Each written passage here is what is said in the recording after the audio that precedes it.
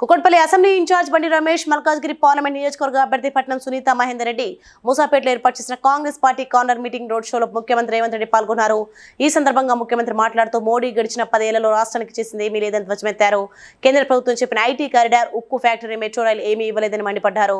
శ్రీకాకుళం, విజయనగరం జిల్లాకు చెందిన 26 కులాలను బీసీలో చేర్చేందుకు కృషి చేస్తారని హామీ ఇచ్చారు. పార్లమెంట్ ఎన్నికల్లో పట్నం సునీత మహేందర్ రెడ్డిని లక్ష మెజార్టీతో గెలిపించాలని ప్రజలకు విజ్ఞప్తి చేశారు. మా చెల్లెళ్ళు చెప్పాలి.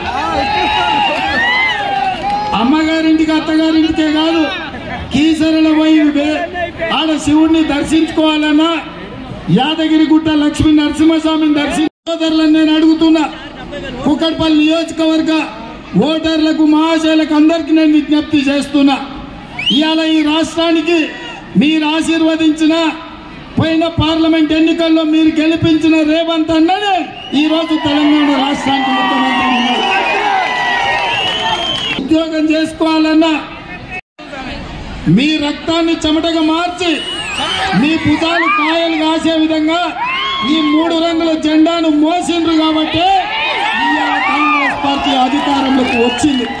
తలుపు తట్టి ప్రతి గుండెకు చేరి ప్రజా సమస్యల మీద పోరాటం చేస్తే 65 సీట్లు ఇచ్చి తెలంగాణ రాష్ట్రంలో కాంగ్రెస్ ప్రభుత్వాన్ని వచ్చిండ్రు. ఈనాడు మీ ముందు తెలంగాణ ముఖ్యమంత్రిగా ప్రమాణ స్వీకారం చేసి ఇవాళ ఈ కుకట్పల్లికి రావడం జరిగింది. Please like and share, subscribe to BCN Telugu News. Please like, share and subscribe to BCN Telugu News.